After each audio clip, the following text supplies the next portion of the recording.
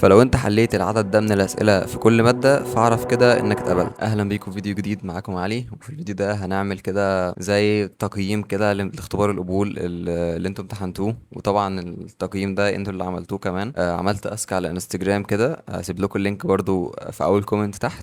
وكان فيه بقى اسئله كتير جات وكده، فاحنا هنجاوب عليها في الفيديو ده. وكمان هنقول يعني المفروض كنت تحل كام سؤال وتحل ايه وكده علشان تعرف كده انك اتقبلت. فما تنساش بقى قبل ما نبدأ تعمل لايك للفيديو ده وتعمل سبسكرايب في القناة تحت. عايزين نوصل 6000 قبل ما السنة ما تخلص وكده، فاعمل اشتراك بسرعة تحت وتعال نكمل فيديو. واعرف بما اني لبست التيشيرت ده وكده، فاعرف ان هو هيبقى فيديو دمار يعني اسطوري وكده. فاعمل لايك وسبسكرايب وتعالى يعني بجاوب لكم على اسئلتكم اللي بتسألوها على انستجرام يعني في ثواني وكده. ما تعمل اشتراك يا اسطى. فاولا كده تعالى بقى نعمل تقييم كده لاختبار القبول على حسب الناس اللي امتحنوا كده. والناس برضو اللي كتبوا لي على في سواء بقى في الانستا في الدي ام او كتبوا لي في الاسك وكده. فهنعمل بقى نكتب كده يعني كل مادة من الاربع مواد وهنديها بوينتات. يعني مثلا واحد قال مثلا الانجليش كانت حلوة وسهلة فتاخد بوينت، لو واحد قال مثلا الاي كيو كانت وحشة فنشيل منها بوينت كده لحد ما نشوف بقى في الاخر انهي ماده هتكون اوحش ماده وانهي ماده هتكون احلى ماده. وانت برضو بقول رايك في الكومنتات او تقييمك في الكومنتات تحت لو انت ما كتبتش في الانستا يعني او كده. بسم الله، تعالى بقى ناخد من اول خالص. بصوا، اللي هيقول ان مثلا الاختبار كله في العموم كان حلو فاحنا هندي بوينت للاربع مواد. اللي هيقول ده كان حلو وده كان حلو وده كان وحش فخلاص هندي بوينتين للاثنين اللي كانوا حلوين ونشيل بوينت من اللي كان وحش وكده يعني. فتعالى بقى نبدا باول حد. ماشي، ايمان بتقول كان حلو الحمد لله، فاحنا نحط بقى بوينتات لكله كده. بسمله بتقول ان هو كان حلو برضو فهندي برضو. اللي بعده حمزه بيقول الامتحان فصل عليا وكده، هنقول في الاخر احنا مش هندي بوينتات لاي حاجه، فاحنا هنقول في الاخر الامتحان فصل عليهم المفروض برضو يتصرفوا ازاي وكده. ماشي يا حمزه، استنانا. رهف بتقول الامتحان كان كويس بس الوقت ما كانش كفايه، فطالما كان كويس فهندي برضو بوينتات لكله. معاذ بيقول الاي كيو هو اللي كان صعب فخلاص احنا هندي بوينتات لكله ونشيل بس بوينت من الاي كيو. ريهام برضو بتقول ان كله كان كويس ما عدا الاي كيو كان صعب، فهندي بقى بوينتات لكله برضو ونشيل بوينت من الاي كيو. هنكمل بس الفيديو من غير ما نقول اسماء علشان في ناس ممكن ما تكونش عايزه الاسماء تتقال وكده، فاللي اتقال اسمائهم فقشطه يعني وكده. فتعال بقى نكمل من غير اسماء. عندنا حد بيقول ما عرفتش احل اي كيو خالص، طالما يعني الاي كيو وحش للدرجه دي فاحنا هنشيل منه بوينت وندي برضه الباقي كله بوينتات. اللي بعده بيقول الرياضه بجد خطيرة والانجليش لذيذ وحوار القطع الصغننة حلو برضو والعلوم حلو بس مش سهل والاي كيو كان صعب جدا. فمن التقييم ده فاحنا هندي بوينت للرياضة، هندي بوينت للانجليش، هندي بوينت للعلوم وهنشيل بوينت من الاي كيو. واضح ان الاي كيو يعني مبوظ الدنيا مع كله، بس هقول ليه في الاخر يعني. واللي بعده بقى بيقول الرياضة كانت تحفة والعلوم كان حلو وبعدها الانجليش كان حلو شوية بس الاي كيو كان رخم والوقت والاسئله صعبه، يعني كل حاجه صعبه في الاي كيو. فبرضو ادي 3 بوينتات وشيل بوينت من الاي كيو. اللي بعده بيقول كان كويس بس مش عارف ليه ما عرفتش احل، يعني حاسس ان انا حل غلط مع اني متاكد ان الحل. ده شعور عادي يعني، كل واحد بيبقى طالع من الامتحان حتى لو هو مقفله بيبقى حاسس ان هو ايه ده، انا حاسس اني في حته غلط، في حته اكيد انا غلطان فيها. فده شعور عادي يعني، ما تقلقش يعني طالما انت حليت وكويس وطالما ذاكرت يعني وكده فخلاص ما تقلقش يعني. فمش هندي بوينتات لحاجه، هو قال كان كويس خلاص ادي بوينتات لكله. واللي بعده بيقول الحمد لله كان تحفه ما عدا الاي كيو.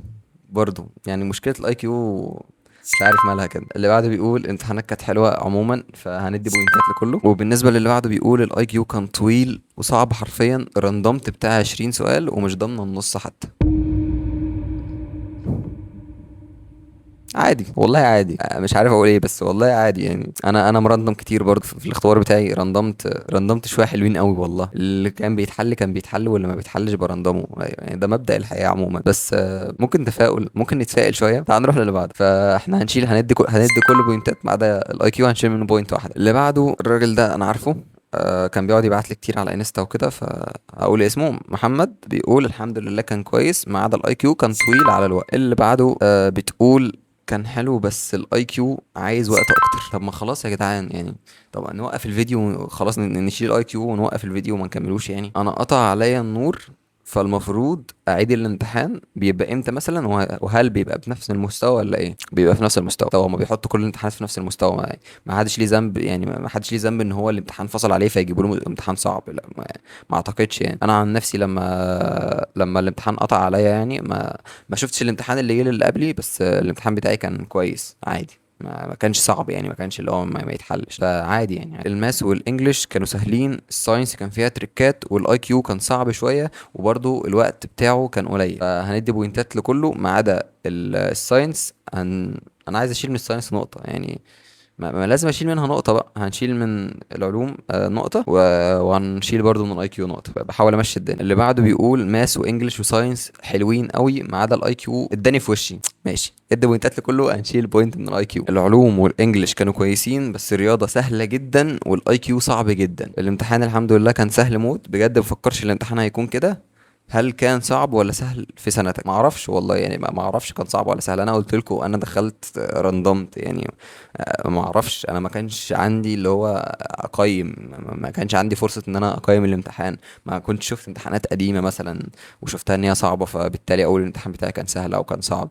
ما اعرفش. انا شفت امتحان واحد بس في حياتي بالنسبة لاختبار القبول ده. ما شفتش غير امتحان واحد اللي هو اللي انا امتحنته. ما شفتش قبل كده مثلا واحد مثلا صعب فاقول لا ده بتاعنا جه اسهل، او شفت واحد سهل فاقول لا ده بتاعنا كان صعب. ما اعرفش يعني. مشي الدنيا مشي الدنيا. اللي بعده بيقول بفضل الله كان كويس، بس المشكله كانت في وقت الاي كيو يعني. عشان ما نطولش الفيديو اكتر من كده فكفايه تقييم لحد كده. وبالنسبه للناس بقى اللي بعتين لي اي اسئله تانية ملهاش علاقه بتقييم اختبار القبول، لان في حرفيا اكتر من 30 سؤال او 34 سؤال مختلفين بقى عن اختبار القبول خالص. اللي بيسأل بيقول المفروض ايه اللي يحصل بعد كده، واللي بيسأل على الخطاب التحفيزي، واللي بيسأل على حاجات تانية يعني. فالحاجات دي هرد عليها على الانستا وكده في الستوريز، فهسيب لكم اللينك بتاع الانستا تحت برضو في الكومنتات لو عايزين تبقوا تشوفوها. يبقى روحوا هناك شوفوها يعني في الستوريز وكده اسهل. وبرضو الحاجات اللي هم بيسألوا عليها هنبقى نعمل عليها فيديوهات تانية، زي الفيديو الجاي هنعمل الخطاب التحفيزي والمقابلة الشخصية والحاجات التانية بقى اللي انت محتاجها في اختبار القبول عامة. فانا مروق عليكم يعني، وبعمل لكم فيديوهات على طول، فما تنساش تعمل اشتراك زي ما قلت لك. فكده بقى نقدر نقول ان كل الناس اللي قيموا بيقولوا ان الامتحان كان كويس في ساينس يعني علوم وماس رياضة وانجليش، والاي كيو هو اللي كان وحش. فكده كده كله بيقيم ان كل المواد كانت حلوة ما عدا الاي كيو. فاحنا هنقول بقى ليه الاي كيو كان صعب السنة دي عن السنين اللي فاتت، او كان فارق يعني عن الحاجات التانية. لان هما السنة دي عاملين نظام جديد، ان هما عايزين ياخدوا ناس بتفكر بجد، ناس شاطرة بجد، مش ناس مثلا حافظين مثلا علوم وحافظين انجليش وعارفين حاجات مثلا، فاللي هو خلاص يبقى واجتازوا الاختبار يبقى هما كده تمام. لا، هم عايزين ناس تكون عقولها نظيفة بجد، اللي هو بتفكر بجد. فعشان كده هتلاقوا اختبار الاي كيو كان صعب شوية، عشان يقدروا ينقوا ناس او يشوفوا ناس من كاتيجوري معينة كده، اللي هو يقيموهم على حسب الاي كيو. وبعد كده بقى هيشوفوا موضوع الخطاب التحفيزي والمقابلة والحاجات التانية دي، علشان برضو يفرزوهم. حرفيا هم حرفيا عايزين يجيبوا اعلى ناس موجودين في اللي مقدمين يعني. هياخدوا المرة دي السنة دي يعني، هياخدوا ناس توب. علشان السنين اللي فاتت مثلا ممكن كان حد يعدي بواسطة، ممكن حد يعدي بالحب، ممكن حد يغش من اللي جنبه. فكانوا بيلاحظوا بقى ده كله بعد ما السنة تخلص، بعد سنة تالتة كمان يلاقوا مستوى الناس اللي جايبين درجات وكده، يلاقوا مستواهم ضايع خالص. طب ازاي ودول متفوقين وكده؟ فعلشان كده بقى هم عايزين ياخدوا من اول الدفعة دي ناس جامدين موت، ما بيعملوش حاجة غلط. ما فيش حاجة اسمها كده يعني، بس عامة يعني. فهم عايزين ياخدوا اجمد ناس وكده، فعشان كده بيصعبوا الاي كيو. فتقييمنا للامتحان بقى كله كتقييمكم كده، فهنقول ان الامتحان كله كان حلو بس الاي كيو كان وحش. فتقييم الامتحان كله كده كويس. بس تعالى بقى نجاوب على السؤال اللي بعد كده، بعيدا بقى عن الاسك، وهو لو حد حصل له مشكله في الامتحان او الكهرباء قطعت عليه وما ما لحقش يحل والحاجات دي، فما تقلقش. كده كده هيتواصلوا معاك وهيقولوا لك تعالى، وهيحددوا لك يوم تاني ويقولوا لك تعالى امتحن فيه وكده. فما تقلقش من الموضوع ده خالص. وزي ما قلنا كده كده هم هيجيبوا امتحان في نفس المستوى، ولا هيجيبوا سهل ولا هيجيبوا صعب. هيجيبوه في نفس المستوى اللي جه في الامتحان الاساسي، عشان يبقى فيه عدل وكده. فما تقلقش يعني من الموضوع ده، وانت شوف ايه المواد اللي انت فاضل لك فيها، او المواد اللي انت لسه ما امتحنتهاش وكده، وبرضه حاول تظبطها. وانت اكيد يعني اخدت خبرة من ان انت دخلت الامتحانات اللي فاتت، فعرفت الامتحان بيبقى ماشي ازاي والضغط اللي جوه اللجنة بيبقى عامل ازاي، فانت اتعودت. يعني دي حاجة كويسة جدا جدا ان انت تركز في الامتحانين الباقيين دول وتجيب فيهم اعلى الدرجات يعني. فركز وما تشغلش بالك، كده كده هيجي امتحان في نفس المستوى. تعالى بقى نقول الحاجة اصلا اللي انتوا عايزين تعرفوها بجد، او كل الاسئلة بقى اللي بتجيلي عايزة تعرفها، وهي ازاي نعرف ان احنا كده اتقبلنا. لو انا حليت كام سؤال في كل مادة يبقى انا كده اتقبلت. انا عايز بس افهمكم نقطة واحدة، وان هي ان انت مش في كلية مثلا، او ان انت بتقدم على كلية، او انت خلصت ثانوية عامة فبيقول لك اللي جايب مجموع 95% هيدخل طب، واللي جايب 91 هيدخل بيطري. يعني مفيش كده. انا زي ما قلت لكم هما بياخدوا بالترتيب. فهنفترض مثلا ان في 40 الف واحد مقدم السنه دي على ستيم، 40 الف طالب مقدم على ستيم. فال 40 الف دول هم عايزين ياخدوا منهم 2000 2000 ونص كده يعني، فهياخدوا اعلى اللي جايبين في ال 40 الف. وما تقلقش من الرقم، يعني في ناس كتير قوي بتبقى مقدمه وما بيذاكروش، وفي ناس يبقوا مقدمين ما بيحلوش كويس في الاختبار، فانت ما تقلقش يعني. فهم بقى هياخدوا اعلى 2000 واحد من ال 40 الف دول. فممكن الاول مثلا على اختبارات القبول يكون جايب 71 من 100، والتاني يكون جايب 72 من 100، وهكذا بقى ياخدوا الاثنين. او ممكن الاول يكون جايب 100%، واللي بعده يكون 99 كده يعني، فاهمني؟ فهم ياخدوا ترتيب مش بتقييم، مش اللي هو جايب كذا هيدخل، مش اللي حلل فوق نص الامتحان هيدخل، مش اللي حلل كام سؤال في كل مادة هيدخل. مش حاجة اسمها كده بجد. عشان انا قلت اجاوب على السؤال ده في الفيديو ده بالذات، لان بقعد يعني اشرح اللي انا بشرحه دلوقتي ده للناس في كل شات حرفيا. والفكرة في الانستا ان انا مثلا باللي هو بنسى مثلا انا رديت على ده قلت له ايه، ورديت على دي قلت لها ايه. بقعد ارد تاني، اعمل ريكورد تاني وارد تاني والموضوع بيبقى صعب يعني. فاتمنى تكونوا فهمتوا الفكره. وكمان بعيدا عن بقى انا حليت كام سؤال والكلام ده كله، في اصلا لسه حاجات تانية زي خطاب التحفيز والحاجات دي. فالحاجات دي هي اللي هتحدد اكتر بقى في الفتره الجايه. انت كده اختبار القبول ده اللي بيبقى عليه النسبه الاكبر، وهو الاهم كده كده في كل الخطوات اللي فاتت. بس الحاجات الجايه بقى هتاثر شويتين.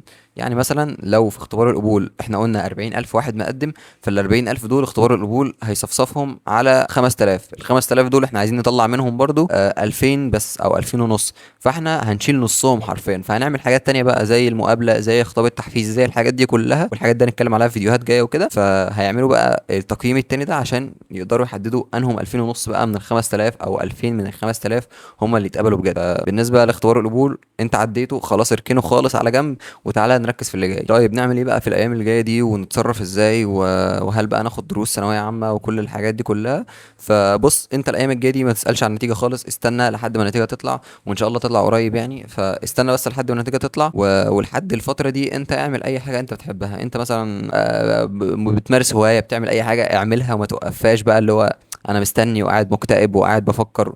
عادي، اتعامل عادي خالص، اعمل اللي انت بتعمله عادي ومشي دنيتك عادي. وكمان الناس اللي عايزه تبدا في دروس مثلا وكده، فعادي خدوا دروس. مش لازم تجيبوا الكتب يعني وكده، ما تجيبوش كتب.